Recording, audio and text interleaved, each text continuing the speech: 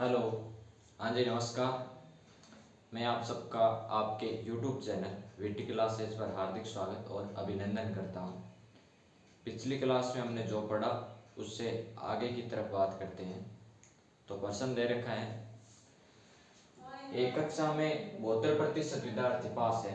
यदि कक्षा में फेल होने वाले विद्यार्थियों की संख्या 140 है तो कक्षा में कुल कितने विद्यार्थी हैं? हमने बात की थी कि हमें समान स्तर पर आकर समान स्तर पर तुलना करना है। अब समान स्तर पर तुलना करना है तो जो आपका 72% विद्यार्थी है, क्या ये 140 के बराबर है? भाई 72% ये तो पास है और ये टोटल फेल हुए हैं, तो ये तो समान स्तर नहीं, यानी ये तो इसके बराबर नहीं। अगर 72% पास है तो फेल होने वाले कितने? 28%। यानी ये जो आपका 28% है वो 140 के बराबर है, यानी आपका 140 है वो 28 के बराबर है। मेरे को कुल चाहिए 100%, तो ये 28 से कटा ये 5 बार, और 100 का 5 से गुणा ये कितना हो गया? 500 हो गया। अगर यदि इसमें ये पूछता, भाई दूसरा प्रश्न ये बात करो कि पास होने वाले विद्यार्थी, अब पास होने वाले विद्यार्थी की बात करें तो यही करना है, यानी 140 है वो 28 के बराबर है। पास पास कितने में? 72% पास हुए, तो इसको 72 से गुणा करेंगे तो ये कटा 28 के पहाड़े से 5 बार, और 72 का 5 से ये गुणा हो गया आपका 360। आगे प्रश्न की बात करें। प्रश्न दे रखा है कि एक विद्यार्थी ने एक पुस्तक के 87% पृष्ठ पढ़ लिए। यदि 156 पेज पढ़ने शेष है तो बताओ किताब में कुल कितने पेज थे? यानी 100%, यानी किताब में पेज 100%। अब उसने पढ़े हैं, कितने पेज पढ़े हैं? उसने पढ़ दिए 87%, तो शेष कितने प्रतिशत बचे? शेष बचे 13%। भाई हमें समान स्तर पर तुलना कर रहा है, ये पृष्ठ तो उसने पढ़ ली और ये पढ़ने शेष है, यानी जो आपका 13% है वो किसके बराबर है? 156।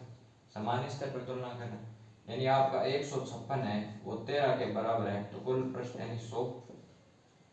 ये कटा 13 के पहाड़े से 12 बार, और 12 का 100 से गुणा कितने हुए? 1200 पेज। इसमें ध्यान रखने वाली बात यह है कि हमें समान स्तर पर आकर क्या करनी? तुलना करनी। नेक्स्ट प्रश्न की बात करें, किसी संख्या के 30% में 15 जोड़ने पर 75 प्राप्त होता है, तो संख्या बताओ। यानी जो कह रहा है उसके अकॉर्डिंग काम करते जाओ। 30% है, इसमें 15 जोड़ने पर मेरे को कितना मिलेगा? 75 मिलेगा। यानी यहाँ से 30% है वो किसके बराबर हो गया? 75 में से 15 घटाए तो ये हो गया 75 माइनस 15 बराबर 60। यहाँ पर पॉजिटिव है, उस साइड पक्षांतर करेंगे तो ये माइनस में हो जाएगा। यानी आपका जो 60 है वो 30 के बराबर है। गुणा में क्या करेंगे? 100, ये 30 से कटा 2 बार, यानी ये संख्या किसके बराबर होगी? 200।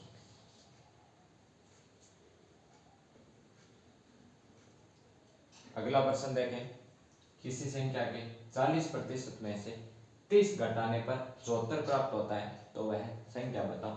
सेम पिछले पैटर्न का प्रश्न है। सॉल्यूशन में बात करें तो संख्या के 40% में से 30 घटाने पर साफ किसके बराबर हो रहा है? ये 74 के बराबर हो रहा है। तो यहाँ से 40% किसके बराबर हो गया? 74 में 30 जोड़ा तो ये हो गया 104। यानी आपका ये 40 है, 104 है वो 40% के बराबर है, और हमें किसका संख्या बतानी? गुणा में 100। 1 0 से 1 0 कटा, इसमें 4 के पहाड़े से भाग दिया तो ये गया 2, 8 पीछे बचा 2, और 6 चौक 24। 26 का 10 से गुणा, टोटल किसके बराबर हो गया? 260 के बराबर। यानी इसका उत्तर कितना हो गया? 260 हो गया। नेक्स्ट प्रश्न की बात करें, एक हॉल में बैठा व्यक्ति या तो आइसक्रीम खाता है या चाय पीता है। यदि 64% व्यक्ति आइसक्रीम खाते हो तथा 55% व्यक्ति चाय पीते हो, 152 व्यक्ति दोनों खाते पीते हो तो हॉल में कुल व्यक्ति बताओ। यानी इसके उत्तर की बात करें तो आपके 64% व्यक्ति तो चाय पीते हैं और आपके जो 55% व्यक्ति है वो क्या करते हैं, यानी 64% व्यक्ति है वो आइसक्रीम खाते हैं और 55% व्यक्ति चाय पीते हैं। 64 और 55 ये हो गया आपके 119 के बराबर, ये 119 के बराबर हो गया। लेकिन एक संख्या तो 100% होती, 100% होती है, 19% व्यक्ति वो व्यक्ति आ गए जिसको हमने इसमें आइसक्रीम में भी काउंट कर लिया है और हमने चाय में भी काउंट कर लिया।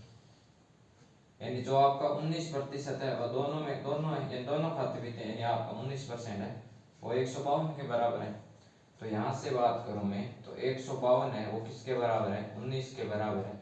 मेरे को कुल व्यक्ति याद करना है, 119 के पहाड़े से ये 152 8 बार घटा और 8 का 100 से गुना हो गया 800 व्यक्ति है टोटल। आगे प्रश्न की बात करें तो प्रश्न दे रखा है एक परीक्षा को पास करने हेतु 36% अंक लाना अनिवार्य है। एक विद्यार्थी उस परीक्षा में 205 अंक प्राप्त करता है और वह 11 अंकों से फेल हो जाता है तो पूर्णांक ज्ञात करो। यानी अगर वह 36% नंबर ले आता तो वह पास हो जाता, लेकिन वह 205 अंक प्राप्त करता है और अगर वह 11 अंक और प्राप्त कर ले यानी 216 अंक प्राप्त कर लेता तो वह पास हो जाता। यानी जो आपका 216 है वो 36 के बराबर है और हमें 100% का मान ज्ञात करना है। तो ये कटा 6 बार और इसका 6 का 100 से गुणा हो गया 600, यानी वो पूर्णांक है वो आपका कितना है 600। आगे प्रश्न की बात करें एक परीक्षा को पास करने हेतु 33% अंक लाना अनिवार्य है। यदि एक विद्यार्थी 178 अंक प्राप्त करता है जो फेल होने से 13 अधिक है तो पूर्णांक बताओ। यानी परीक्षा का टोटल मार्क्स है वो कितने, यानी 33% अंक लाना अनिवार्य है। यानी अगर वह सिर्फ 33% लाता तो वह पास होता था, लेकिन ये तो 178 अंक लाया है जो कि फेल होने से 13 अधिक है। जो फेल होने से 13 अधिक है तो यानी इसमें जो 178 है 178 माइनस 13 कर देते तो वह पूरा पूरा पास होता। यानी जो आपका 33% है वो बराबर है 5 और ये 165 के बराबर है। भाई 33% अंक लाना अनिवार्य पास करने तो वह 178 अंक प्राप्त करता है जो कि फेल होने से 13 अंक क्या है अधिक है। तो ये आपका 33% है वो 165 के बराबर है। तो 165 बटा 33 गुणा 100, ये कटा 5 बार तो आपका पूर्णांक कितने का हो गया 500 का हो गया आपका जो पूर्णांक। परीक्षा को पास करने हेतु 33% अंक लाना अनिवार्य है। यदि एक विद्यार्थी परीक्षा में 178 अंक प्राप्त करता है जो कि फेल होने से 13 अंक अधिक है, फेल होने से 13 अंक अधिक है यानी वह तो पास हो गए। 13 अंक अधिक है तो पूर्णांक ज्ञात करो। 178 में से 13 घटाएंगे तो 165 है वो पूरा पासिंग मार्क्स के बराबर है। तो 165 बटा 33 गुणा 100 यानी आपका टोटल मार्क्स हो गया वो 500 के बराबर हो गया। आगे प्रश्न की बात करें एक चुनाव में 2 उम्मीदवार थे। जीतने वाले ने डाले गए मतों का 57% प्राप्त कर 1680 मतों से चुनाव जीता। चुनाव में कुल कितने वोट पड़े। तो यहां पर ये नहीं दे रखा है कि चुनाव में कितने मत पड़े, तो हम 100% मानेंगे भाई चुनाव में 100% मत पड़े। 2 उम्मीदवार है, एक हो गया ए और एक मान लिया बी। एक ने प्राप्त किया 57% तो दूसरे ने कितना प्राप्त किया होगा 43%। अब जो हार जीत का अंतर है वो मतों के अंतर से ही होता है। तो 57 और 43 का डिफरेंस कितना हो गया, तो ये हो गया 14%। यानी इसने 14% वोट है वो ज्यादा प्राप्त की तभी वो जीता है। तो इसमें जो 1680 है जो मतों का अंतर है वो 14 के बराबर है। तो हमें 100% का मान निकालना है। तो ये 14 के पहाड़े से कटा कितनी मार कटेगा, ये 14 के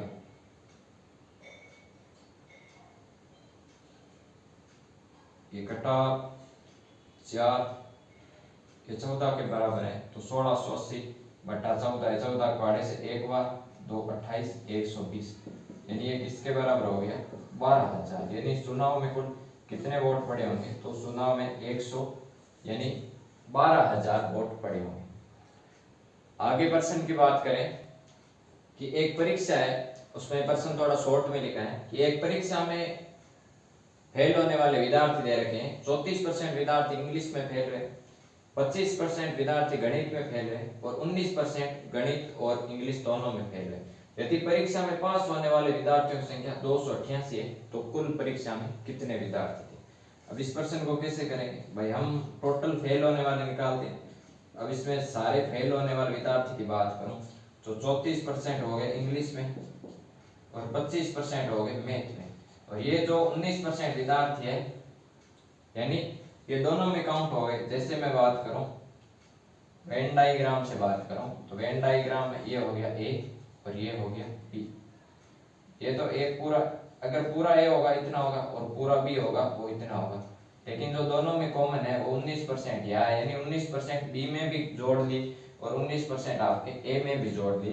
तो हम टोटल फेल होने वाले निकालेंगे तो इन दोनों के जोड़ में से 19% घटा देंगे, तो ये कितने के बराबर हो गया, ये हो गया 40 के बराबर।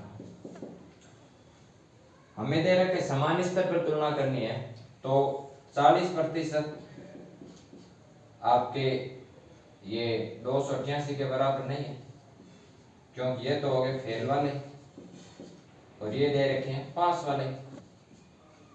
तो अगर 40% फेल हुए हैं तो पास कितने हुए, 60% क्या हुए आपके। अगर 40%, मैं थोड़ा ऊपर लिखता हूं,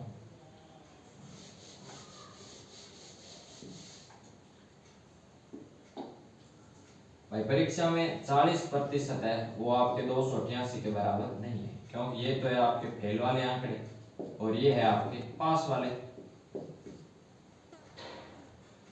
तो अगर 40% फेल हुए किसी परीक्षा में तो 60% तो पास हुए होंगे। अब 60% पास हुए तो ये आपका जो 288 है वो आपके 60 के बराबर है। हमें कुल विद्यार्थी ज्ञात करने हैं तो कुल विद्यार्थी के लिए 100 से गुणा कर देंगे, 1 0 से 1 0 कटा और ये 6 के पहाड़े से कितनी बार कटा, 24 4 बार कटा 24 और पीछे बचा 4 और 8 से 48 और 48 का 10 से गुणा 480। उम्मीद करता हूं आज हमने जो देखा और जो समझा वो चीजें अच्छे से समझ में आई होगी। अगली क्लास में इससे आगे की तरफ बढ़ेंगे।